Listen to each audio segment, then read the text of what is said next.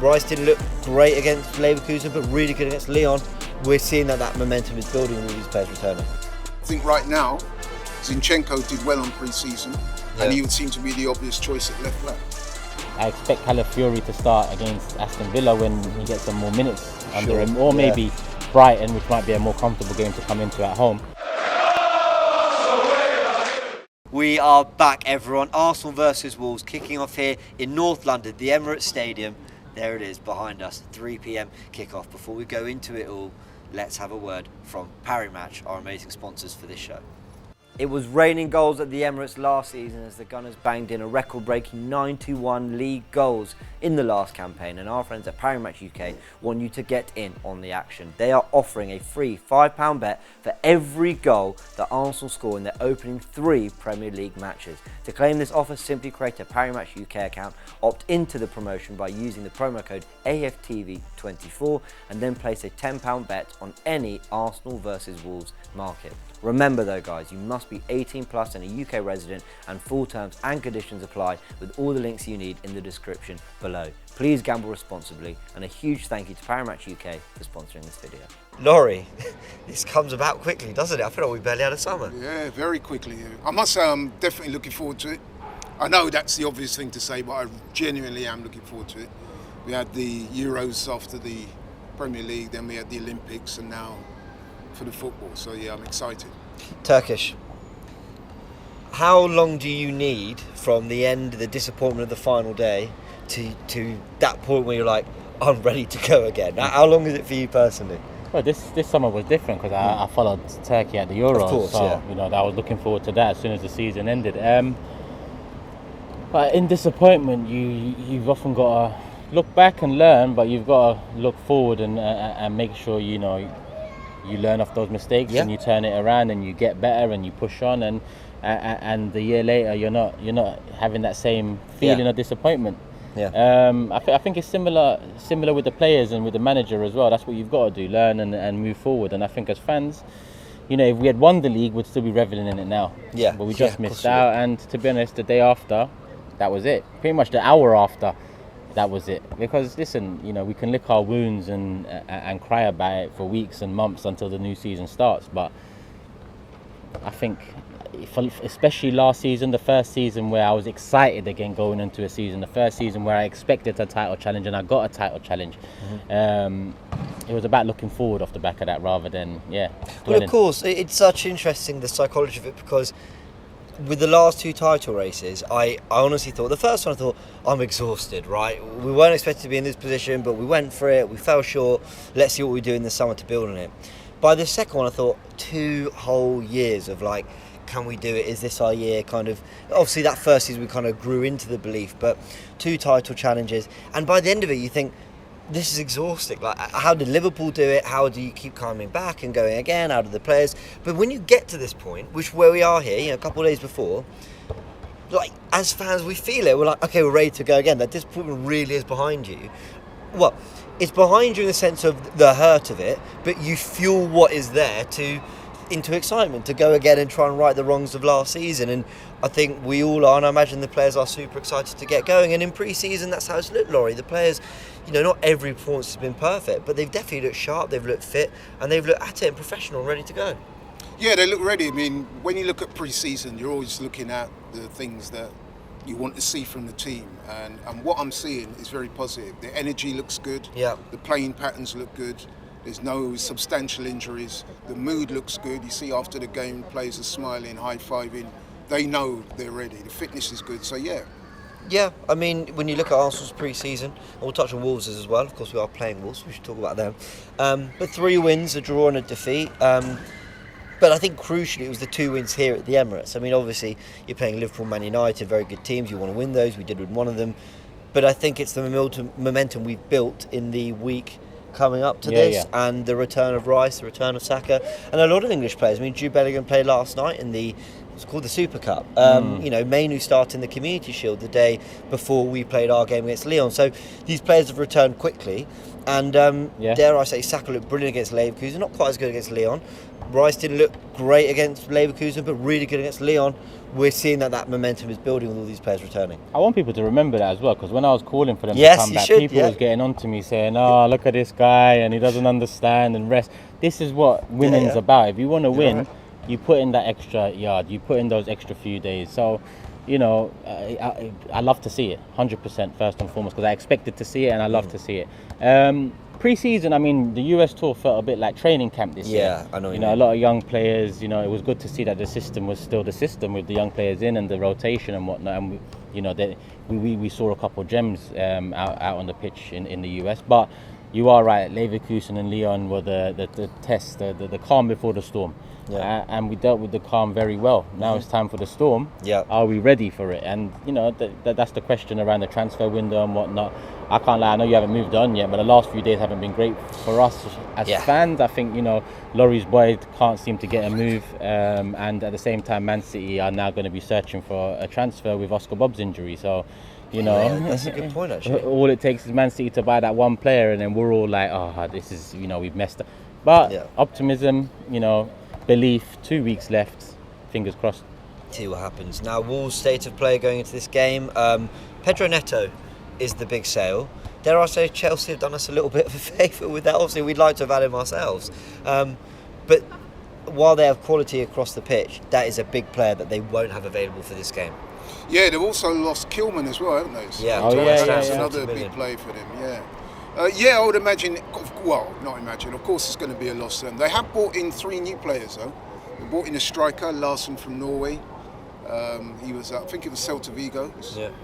Big, strong lad, 6'4", athletic, scores goals. I think got 13 last season.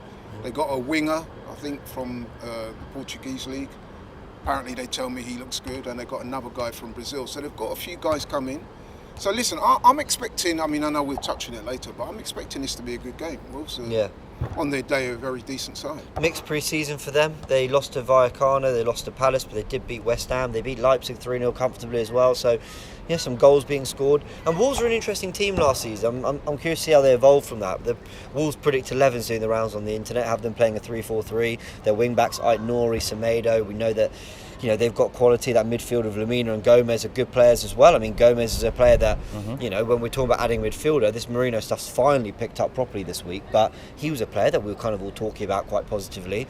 But it's Ait-Nouri and, you know, Semedo, mainly Ait-Nouri, that he kind of developed into this really kind of flary, exciting wing-back who was kind of wing-back in team sheet, and that was it. Otherwise, he was getting into loads of attacking areas. And as a player that can cause problems, especially when you've got that back three, you've got the ability to go, you know, maraud forward, cause problems.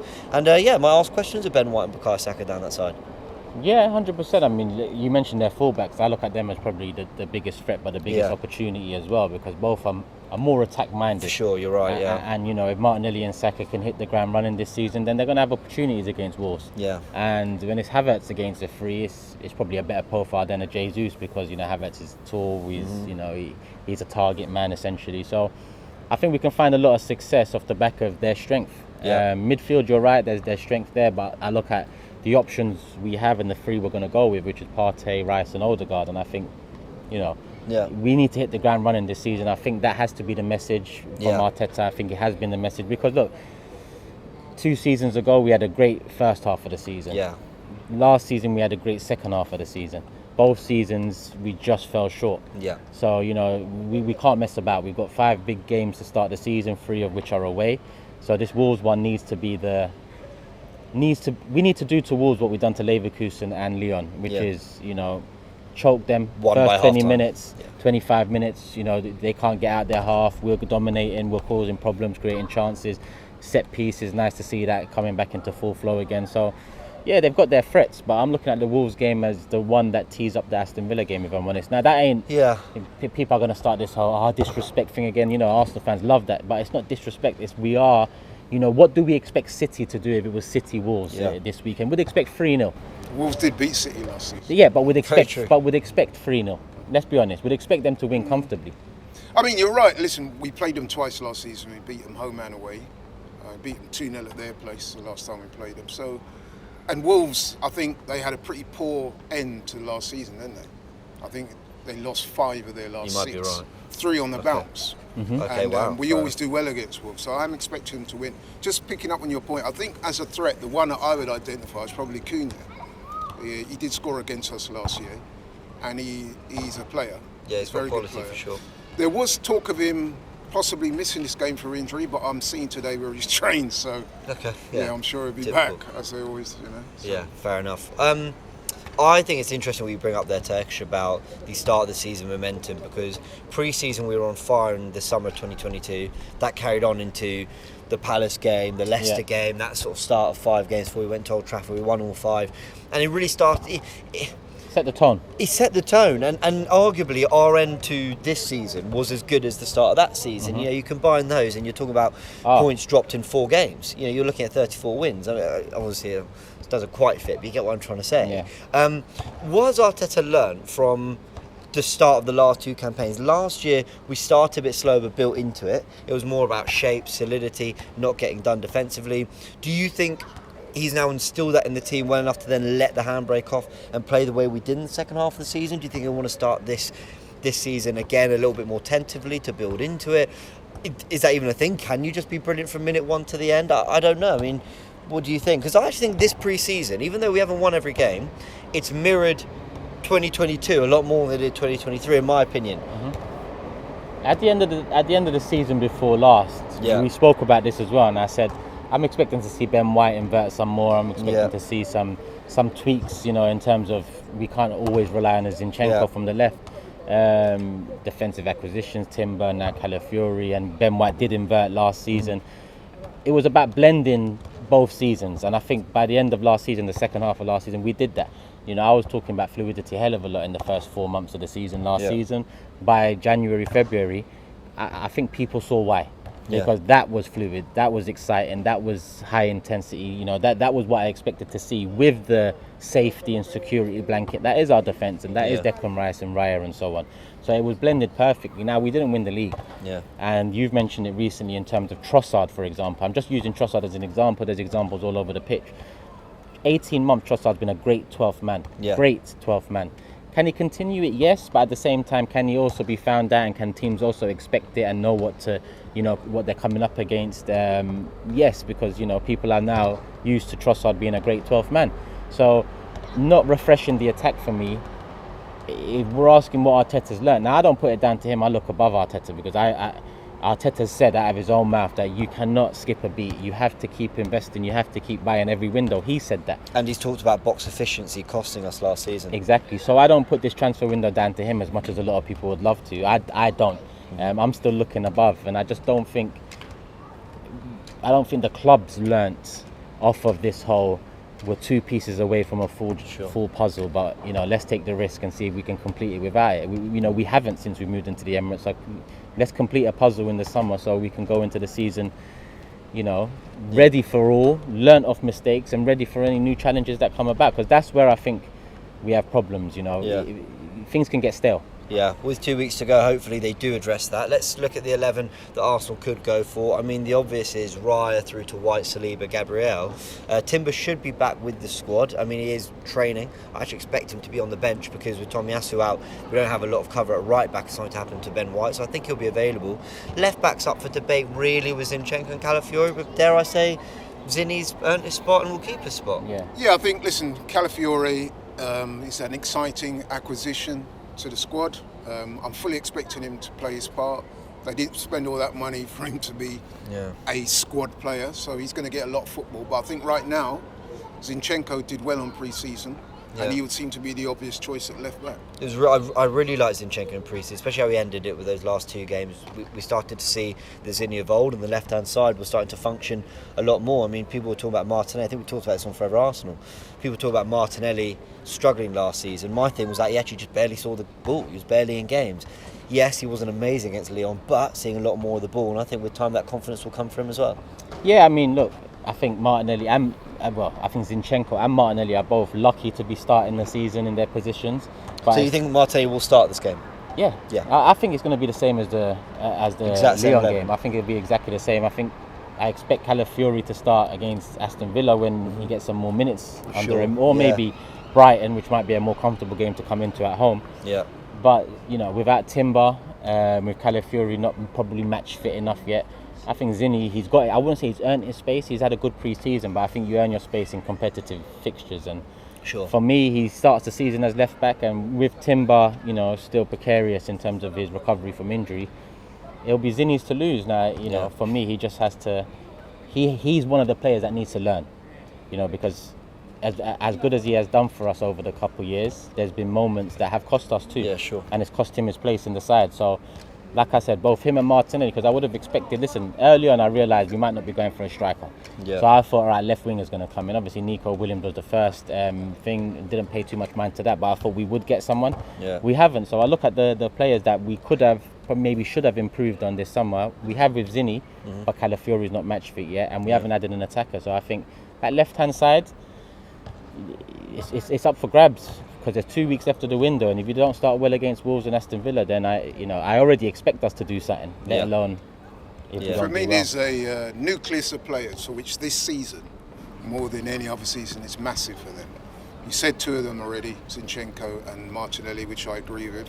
I would add Thomas Partey to that list as well. Those guys, for whatever reason, they're all very good players, but for whatever reason they underachieved. You talk about injury, there's loss of form that comes with injury.